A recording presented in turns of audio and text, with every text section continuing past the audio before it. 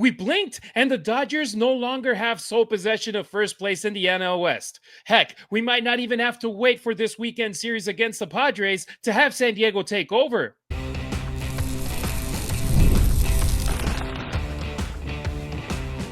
You are Locked On Dodgers, your daily Los Angeles Dodgers podcast. Part of the Locked On Podcast Network, your team every day. It's time for Locked On Dodgers, part of the Locked On Podcast Network, your team every day. The Dodgers' divisional lead? Gone. Extra innings? A disaster. And for the second year in a row, people around Shohei Ohtani have his name being talked about a reason that isn't being his MVP caliber play. We're breaking it all down in today's episode, which is brought to you by Gametime. Download the Gametime app, create an account, and use the code LOCKEDONMLB for $20 off your first purchase. He's Travis Rogers. I'm Harry Ruiz, two guys who talk sports for a living and bleed Dodger blue for life. If you're an early bird listener of our show, you can get more Travis on 710 ESPN LA or the ESPN LA app from 9 to noon with the Travis and DeMarco show. As for me, I'm the Spanish play-by-play broadcaster for the Las Vegas Raiders and USC football, but nothing beats jumping on the mic every weekday morning and diving deep into what I love most, talking Dodger baseball with you. 3 disastrous losses in a row by the Dodgers, combined by a 4-game winning streak by the Padres, have what was now a July 3rd 9-game division lead for LA as a tie at the top of the NL West as we wake up on August 12th.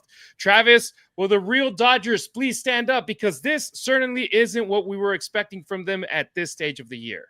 That's the scariest part of all, Harry. They might be here. This may be exactly who they are. That's the real scary part. This idea that they're going to snap out of this, which I think we've been waiting for at least a month and a half, if not a little longer. This might be the team that they are. Maybe the early stretch in the season was the aberration. Maybe the couple of games against Toronto over the weekend were the aberration. Maybe this is exactly who they are, which is a flawed team, which is a deeply flawed bullpen, a back end of the order that can be very vulnerable. And despite having the greatest player walking the face of the earth doing heroic things like hitting home runs late in the game, it's still not good enough to find a way to win a ball game. I think that the concern is real. Obviously, the division lead is gone. They are in a divisional race that I think will last through the end of the season. Whether they win it or not, I think is very much an open question at this point. I think that they can. I think they need to get a lot better. But yeah, it was another deeply disappointing. They had no business winning that game. None. The way that they went about it, the fact that they even got it into extra innings was a bit of a surprise. They caught a ton of breaks, including an umpire break. It was a real disappointing night for the Dodgers.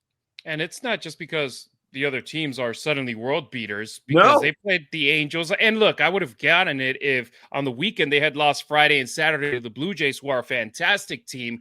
These are the Angels. They're a team that's under 500. This is self-inflicted. They are committing the mistakes. They're not playing clean baseball. They are figuring out ways to lose instead of finding out ways to win. And I mean, when was the last time that they had lost 5 games in the season to the Angels? We got to go back to when Frank McCourt was the owner of the Dodgers in 2010.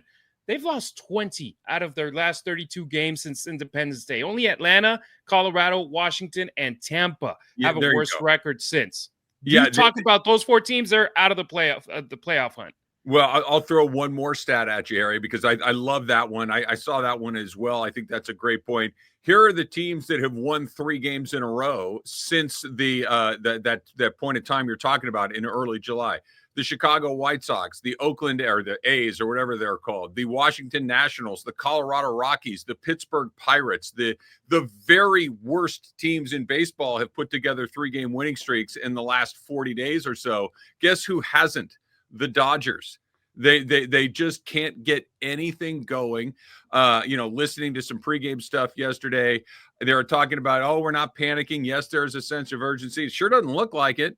It sure doesn't look like there is this commitment to playing better baseball. I get it that you're going to have some ebbs and flows, and some pitching is going to come and go the way that it is, but they get a nice little lead last night, and And all of a sudden, it's a 1-run lead out of the jump, but before anybody even has a chance to sit in their seat and get settled in, they're behind again and they're chasing it again. And they just have not been able to get some forward momentum going, especially against the Angels. And like you said a second ago, this was supposed to be a series where they might be able to extend that lead a little bit. The Dodgers were playing a below 500 team in Anaheim, a team that, I'll give the Angels a little credit here. They've been fighting. They've played very hard. So I'll give credit where credit's due. But this was an opportunity to open up the lead while San Francisco was hoping to do maybe the Dodgers a little favor and beat the Padres and maybe, try to get them back in the race in their own right. And instead, the exact opposite has happened. The Dodgers have, dropped some games. San Diego is hot, like you mentioned, and the Padres are coming to town. The Dodgers could go to Colorado by the early part of next week and be in second place by, maybe more than a single game. It is really turned quickly, and it's not like it's been bad luck necessarily. It's been bad play, and that's the part to me that is a little discouraging and a little concerning, because bad luck will tend to even itself out over the course of a season, but bad play won't. And they just really have not looked like a good team for a while now. And slow starts, yesterday's game was the personification of it, because yes, they did score 1 in the top of the first, where it was like, in comparison to previous days, it's like, well, 1 is better than none. But the Angels, they scored 3 in the bottom of the inning. They have now scored 13 runs combined in the first innings of the 5 matchups between these two teams. They've gotten crooked numbers in each of those first innings against the Dodgers. Meanwhile, the Dodgers, they're hoping that they're able to get some hot streaks towards the end of the game or later in the game, and that's not going to be enough for the boys in blue, because starting pitching, more than vulnerable the last 2 games. Bullpen, it has broken down after being the lifeline of this team in the first half. Brock Stewart, the arm that was going to help the relief pitchers, is now on the IL. And the Alex Vesia, who had been the best reliever for LA this season, has now gone 3 consecutive games allowing a run. To put it into perspective, Travis, he had allowed 3 runs over his previous 26 appearances. Is he breaking down because he's being overused? Is Anthony Banda, is he the same case? 49 innings in 56 games. Both marks are his 3rd highest of his career, and we still have a month and a half left in the season. There you go. That's the scariest part of all. It's not like you're at the very end of the line and you just, you can see the finish line here. We all had to run that race, in junior high, where, you get to the last 100 meters or so, you're like, no, as tired as you are, I can push my way through this. Well, they got a couple of laps to go in this right here. You mentioned it, that Vesia was the guy that, I've said it here on Locked On Dodgers. The everydayers will know it. Anybody that listens to my radio show, I've said it many times as well, which is Vesia was the guy that when the bullpen door came open, I'm like, all right, Alex Vesia, let's go. He's been really vulnerable the last 3 times he's gone out there. He hasn't looked the same at all. And not only giving up some hits and some home runs, but not attacking the strike zone the way that he typically does. That to me was the really alarming part. And that this is a function of why the early part of the season was, they're winning some games, but they're opening up a division lead. But when you lean on your bullpen the way that the Dodgers did, really up until the All-Star break, they're gonna break. They're gonna have performances that are below the line. We've talked about this all season long, that they lead the league in bullpen innings by a mile. That is never a category that you want to lead the league in. It's just it is a red flag among red flags, and that's what they did. And you're starting to see this, that yes, Ohtani is looking good. Yes, Snell is back. Yes, Glasnow has looked really good, but okay, they're not going to throw in 8 or 9 innings every night. They're not going to give you those sorts of performances to get these guys freshened up again. And I don't even know if you can get freshened up again at this point in the season. This may just be the reality of what they have, that you cannot ask your bullpen to pitch 4 or 5 innings every single night for 3 months. And this is where we are. And every guy that comes in there is a crapshoot. Every guy that comes in there is a coin flip. Kasperius early year, pretty good. Alex Vesia early in the year, very good. Banda in the early part of the year, pretty good. And now all of a sudden it's like, I don't know, Trinan's still trying to work his way back. He didn't give up a run last night, excuse me, but he didn't look good. he didn't give up any runs, but he wasn't in the strike zone. You saw maybe some not so great at bats from some Angel hitters in those situations, but there's not one guy down there right now that just makes you feel really good about their chances. And they're only scoring 4 or 5 runs a game. If you're scoring 8 or 9, you can have a little bit of a wiggly bullpen right now, but they're not doing that either. It's basically the Shohei show at the plate. Muncie's getting some hits, Freddie's getting some hits, but Shohei is really the only guy that you love seeing coming to bat at this point, and it's been a real mess the last few weeks. Yeah, their sins from earlier in the season have caught up to them when it comes to relying too much in their bullpen. And unfortunately, the signs were there. Close games slipping away, bullpen cracks getting bigger, and now the standings, they already caught up to them because it's the latest in the season that the Padres have held at least a share of first place since September 25th, 2010. Whoa. That's sobering. And like we talked about yesterday, just real quick, that the year the Dodgers, in the last 13 years, the one time the Dodgers did not win the division was a year the Dodgers won 106 games. Okay, if somebody wins more than 106, hat off, good job, goodbye you. We'll see you in the playoffs. That's not what's happening now. They are not looking at the Padres saying, oh my gosh, the Padres are right. It is what the Dodgers are doing to themselves much more than what the Padres are doing to the rest of the NL West. Exactly. Well, next on Locked On Dodgers, what do we make of us fans already having to be prepared for heartbreak when the team goes into extra innings? If you're running a business, you know that every missed call is money left on the table. Think about the last time you had a service emergency like a burst pipe, right?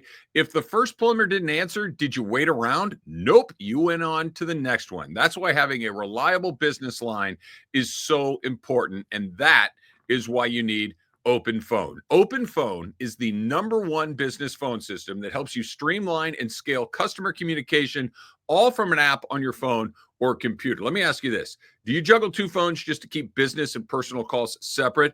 OpenPhone solves that instantly. And your whole team can share one number and respond to customers like a shared inbox. No more, are you on this? Am I on this? Who's handling this? OpenPhone is offering you, the Locked On Dodgers listeners, 20% off your first months at openphone.com/lockedonmlb. That's OpenPhone.com/lockedonmlb. And if you have an existing number with another service, OpenPhone will port them over at no extra charge. OpenPhone, no missed calls, no missed customers. Don't forget to follow Locked On Dodgers not only on YouTube, but on X, Instagram, and TikTok as well. You can find Travis on social media at Travis Rogers on X and Instagram. Meanwhile, I'm at Harry Ruiz on X, at Harry_Ruiz on Instagram, and at Harry Ruiz_ on TikTok. Let us know your thoughts on how the Dodgers play it out in extras with the Ghost Runner. If we look at the grand scheme of things, Los Angeles is one of only 10 teams this season with a 2 games over 500 record in extra innings as they stand at 7 wins and 5 losses after Tuesday's defeat. But in this era of baseball, especially when you're the road team, you have that freebie from second to start extras. You got to send them home. No and, ifs, or buts. And it seems like all those analytic folks in the front office just like playing it like if it were a regular situation at the plate for every batter coming up. Travis, yesterday it was so frustrating that even with Max Muncy, you weren't able to get a productive out to move the runner, or you heck, try stealing the base if you have such a fast runner as Dean at second. Yeah, it's weird to me. What made last night, I feel like you do, Harry, most of the time. But last night, I think, is one of the exceptions that I'm not going to ask Max Muncy to do anything other than try to split a gap and get a double, hit a home run. I'm not going to take the bat out of his hands. I want him to do his things. Perhaps a steal there might make some sense. But if you get thrown out, we're right back in the Shohei situation from like, what are we doing here? So last night, I do think is an example of one of those times where you just got to let your guy be your guy and hope that he gets a hit. So I don't have a problem with last night in the 10th inning. However, I think you're generally right. I think that we saw the Angels last night. How many times do we see the Angels score a run with a sacrifice bunt, a sacrifice fly? Okay, they take the lead back, they tie the game. That the Angels, and this, tell me how weird this feels to talk about the Angels making decisions and playing baseball the way that you would like to see the Dodgers play. This is usually the opposite way. They just have really struggled to scrape runs together. That it feels like if somebody isn't hitting a home run, if Max Muncy or Ohtani isn't hitting it, halfway up the seats, that they just kind of stand around and wait for the next guy to do it. I'm a big believer in you got to make something happen when things aren't happening, right? That if the Dodgers were hot and the Dodgers were having the sort of year that they're having, if Teoscar Hernandez, by the way, having a bad season, if he was having the year that he's having, if Conforto was doing what he's supposed to be doing, then sure, you can sit around and wait for big innings. They're not.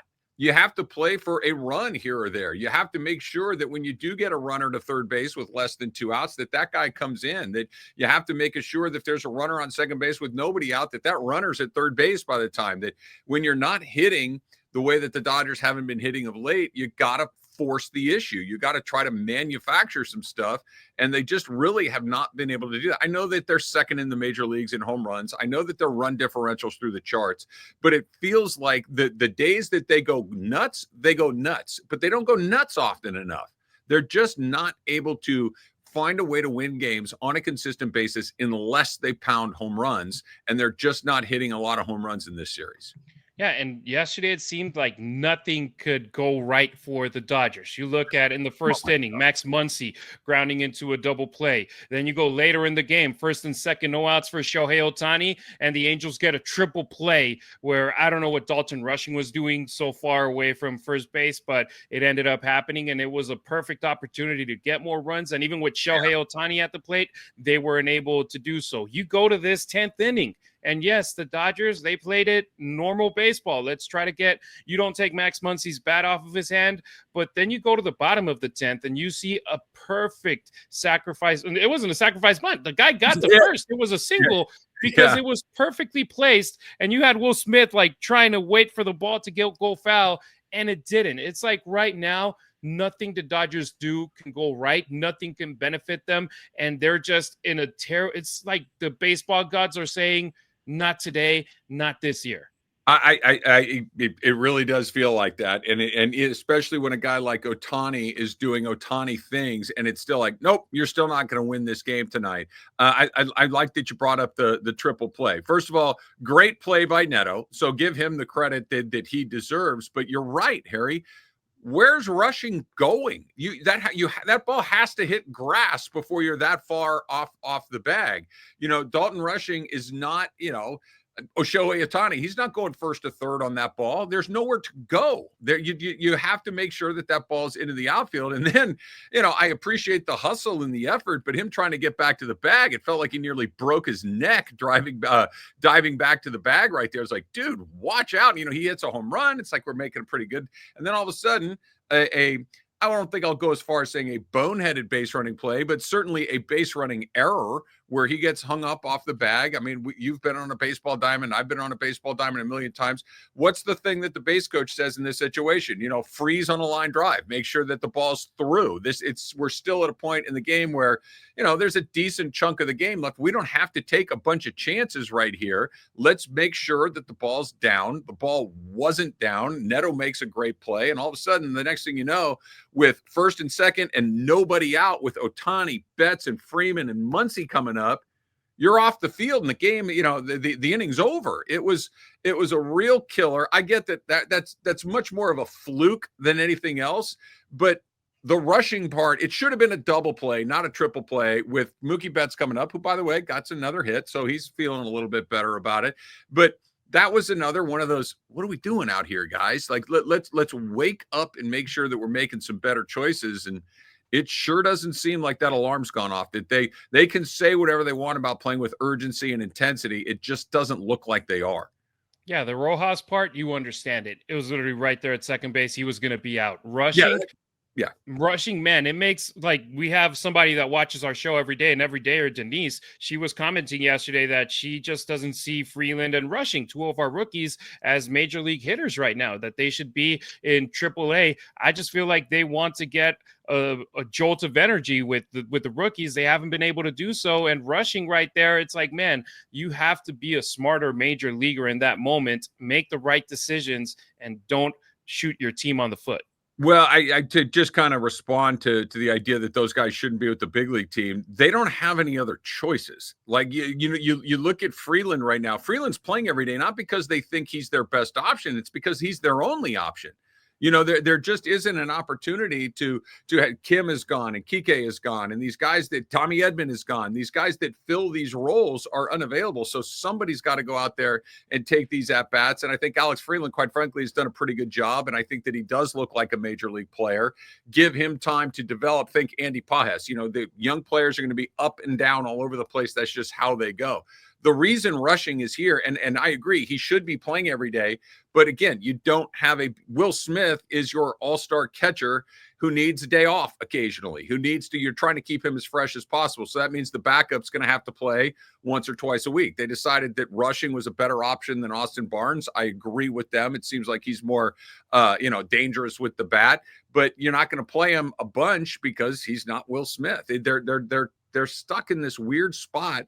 And, not to go over old ground that you and I have talked about a lot, but, Conforto had a couple of just awful at-bats again last night. And I started, who else is Alex Call any better, or is Dean any better? I don't know. I mean, I'd like to find out. I'd like to get an extended run on those guys and see. I'm done with the Conforto thing, but it's not like they're sitting a bunch of guys who are going to go get some big hits. That just the roster is really flawed. As weird as it sounds, with all the talk in the offseason of they signed this guy for this amount and they're breaking baseball and they're blah blah blah blah. Well, they're like 3 guys short in their lineup. They're like 4 guys short in the bullpen. Their roster right now, they should be way better than they are. Let me be clear about that. They should be way better than they are. But the roster that they're running out there right now, after those top 3 or 4 guys, has been really bad. They're the back half of that. And I know I mentioned it briefly, and maybe we can talk about this on a future episode of Locked on Dodgers. Teoscar Hernandez has had a horrible season.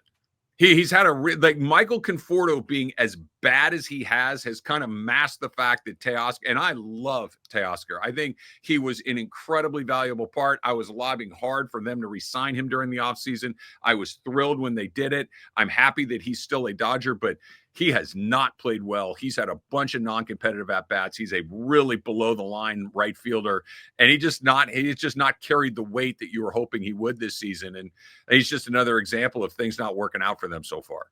Yeah, someone that is carrying the weight is Shohei Ohtani. And coming up on Locked on Dodgers, just as Show is about to get another MVP award, there's a new distraction on the horizon for him with a lawsuit. We've all been there, logging on early and waiting forever for concert tickets to go on sale, only to lose your spot for a show you've been dying to see. Live music should be about making memories, not dealing with the stress of ticket shopping. That's where Gametime comes in.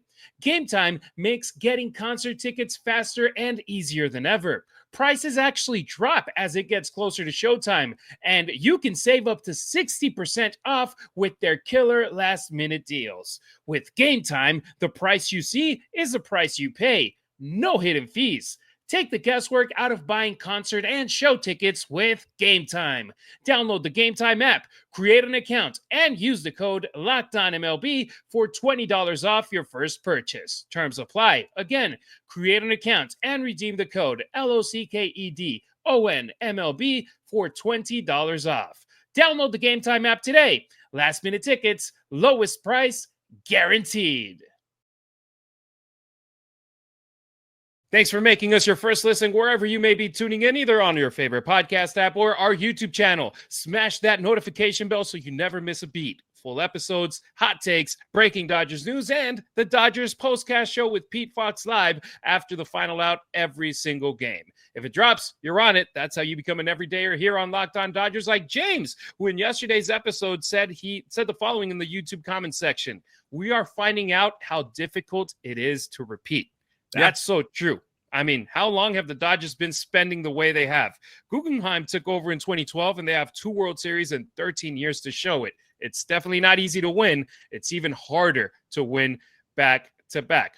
And it's not only what's going on the field that's important right now. There's off the field situations that can have a ripple effect on a season. Last year, Shohei Ohtani had to endure a long process of his former interpreter having a gambling addiction, and that then being having Shohei being accused of him doing something he never did.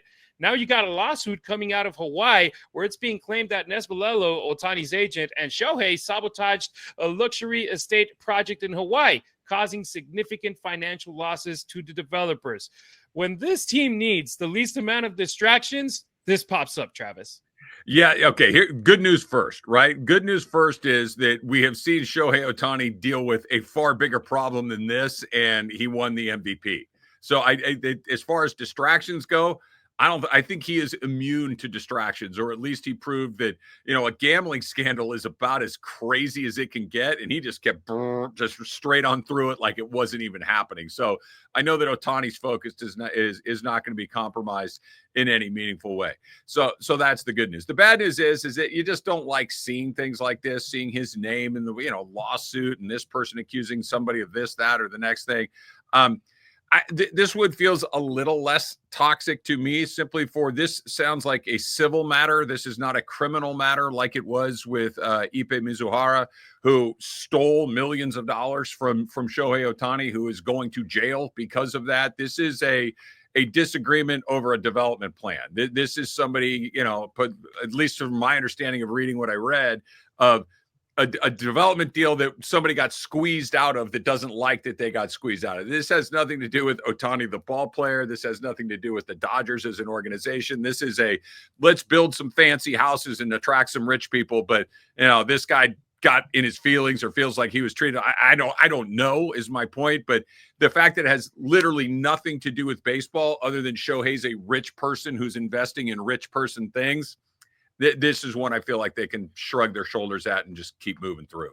And the thing we have to look at as well, it's like a lot of people, they're just quote tweeting or resharing posts on social media without even reading the articles. Yeah. All these articles mention Shohei's agent was the one doing every negotiation. And Shohei, the only thing that he was going to do was put his face, as he does for a lot of endorsements throughout the world. This year, he's bringing in $100 million in endorsement deals. That's why he can defer all his salary for later in the future, because he doesn't need it right now. He's taken care of with all of his endorsement deals. He's the most famous baseball player in the whole world and one of the most famous athletes in the entire world. You can put him up there with Cristiano Ronaldo, with Lionel Messi, with the LeBron James. Shohei is up there. So everybody wants to hook themselves onto the Shohei train and go forward and get that popularity on board. It's like an NIL deal for a professional athlete, that because the agent tried to squeeze more and do more, he didn't end up getting the negotiations done. Well, it seems like two people got fired for it, and they're mad because they got fired for not getting a deal done with Shohei Ohtani and his agent. I understand it's not, in the big scheme of things, it's not a huge deal where it's like Shohei did something wrong. It's more like his agent did something wrong while using Shohei's name as a negotiation ploy right there. Yeah, it's interesting, and without knowing the details of this, I would be reluctant to really go in too hard on this. But here's what I know. This is the second time that his name has been involved in some stuff that just feels not good, right? That even if he had nothing to do with this, his name is in two things that feel not so good. I know that his agent got him a $700 million contract, which I feel like I could have negotiated, right? It's just, I have Shohei Ohtani. How much will you give me? That doesn't seem wildly complicated. And yet there's been a couple of messy things away from the field. And look, Shohei is going to conduct his business how he wants to conduct his business. And it's obviously worked really well for him to be in the position he is. But I don't know. If it were me, I'd be looking twice at the people around me going, guys, can you not keep me out of this stuff a little? Like, what is going on? I'm paying you guys to make sure that I can kind of cruise through this stuff. And this is the second time in as many years where he's not cruising through some stuff. But like I started, Harry, that it clearly hasn't affected him when it comes to playing baseball. So that's the best news of all. Yeah, clearly nothing in this lawsuit changes who he is on the field. Nothing with the last scandal changed who he is on the field. He's still producing, but it's one more thing the Dodgers didn't need hanging over them in a season that's already chaotic when it comes to LA terms. Last night, he hit a solo bomb in the ninth. It was the go-ahead run. Unfortunately, it wasn't enough. That's 4 games in a row with a home run. That's 43 home runs this season, first in the National League, second in Major League Baseball. He's clearly still a stud on the diamond. Well, yeah, and look, I've said this on my radio show a few times, but it bears repeating that in the long and prestigious history of Los Angeles Dodgers baseball, from the time that they came from Brooklyn to LA in 1958, they had never had a player hit 50 home runs, ever. Okay, they'd never had one. He's going to happen twice in 2 years. He's going to go 2 for 2. So in the 60-ish years, 70-ish years that they've been here, 0 people did this. He's going to do it twice in 2 years. That is how different of a guy this is. And look, this is also, we can talk about this some other day. This is also why they need to do everything they can in a relatively short window to try to win the World Series every opportunity, because there will come a time where he's not doing that. There will come a time where he is no longer the best player in baseball. I don't think it's a year or 2 from now. It's, you're going to get a little bit long, but it's coming. It comes for everybody. And when you have this guy at this level doing these sorts of things, you need to do everything you can to maximize it. And this year right here, the team that was going to win 115, 16, 20 games, whatever it is in a playoff fight in the middle of August. And that is a position I think anybody thought they were going to be in. And Ohtani is having a monster season again. It's everyone around him that's not doing what they're supposed to do. Look at Mookie's deal. It's the 5th year since it started, and now people are starting to put question marks on it, and he still has a long time left in Dodger blue. They got 7 years left on that one. I mean, yeah, that's a perfect example. And look, I'm not saying Mookie's washed. He's clearly not, but the very best version of Mookie probably is in the rearview mirror. And that doesn't mean he won't be good going forward. It just means that MVP guy may no longer be in there. It doesn't mean he can't be an all-star, but it happens fast, man. It goes from everything's awesome to, how many more years do we have on this deal? It goes really quick.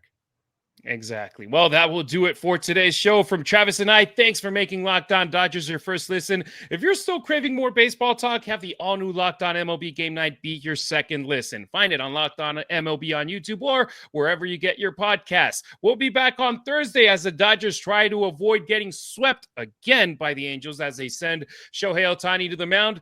At this point, we need a perfect game from Shohei and him hitting a home run to get a win, Travis. Save us, Shohei, right? He seems to be the one guy that is just kind of, everything's fine with him. So go do your thing, brother. Go do your thing. We appreciate you riding with us. Until next time, keep it real. Keep it Dodger Blue.